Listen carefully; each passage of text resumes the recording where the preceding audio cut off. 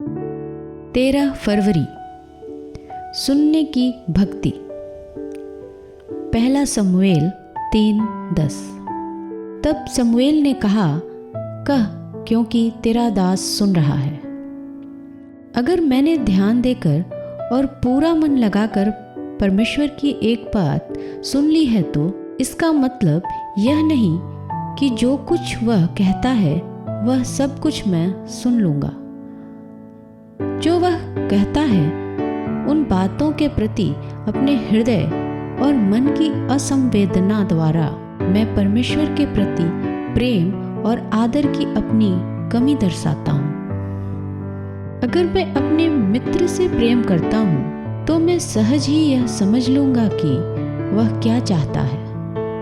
और यीशु ने कहा, तुम मेरे मित्र हो। क्या इस सप्ताह मैंने अपने प्रभु की किसी आज्ञा का उल्लंघन किया है? अगर मुझे यह एहसास होता कि वह यीशु का आदेश था तो मैं जानबूझकर उसका उल्लंघन न करता। लेकिन हम में से ज़्यादातर लोग परमेश्वर के प्रति ज़बरदस्त अनादर दिखाते हैं क्योंकि हम उसकी सुनते ही नहीं।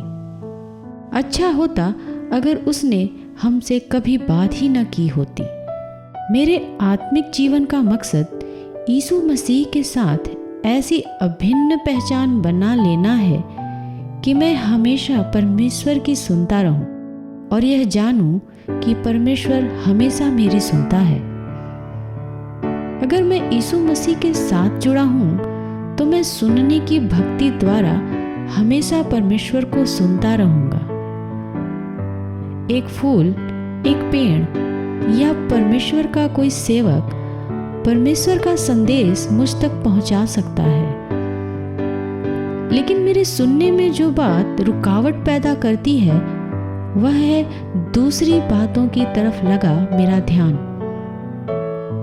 ऐसा नहीं है कि मैं परमेश्वर की बात सुनना नहीं चाहता, लेकिन अपने जीवन के जरूरी क्षेत्रों में अभी मैं समर्पित नहीं हूं। मेरा समर्पण चीजों के प्रति, सेवा के प्रति और मेरी अपनी धारणाओं के प्रति है।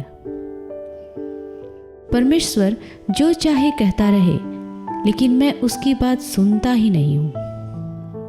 परमेश्वर की एक संतान की मनोदशा हमेशा यह कहने की होनी चाहिए, कह, क्योंकि तेरा दास सुन रहा है। अगर सुनने की इस भक्ति को मैंने पढ़ाया और पाला पोसा नहीं है तो मैं सिर्फ कुछ खास मौक़ों पर ही परमेश्वर की आवाज़ सुन सकूंगा। दूसरे वक्तों में उसकी तरफ से मैं बहरा हो जाऊंगा क्योंकि मेरा ध्यान दूसरी बातों में लगा रहेगा, वे बातें जिन्हें करना मैं ज़रूरी समझता हूँ। इस तरह जीना परमेश्वर की संतान का जीवन नहीं है। क्या आज आपने परमेश्वर की आवाज़ सुनी है?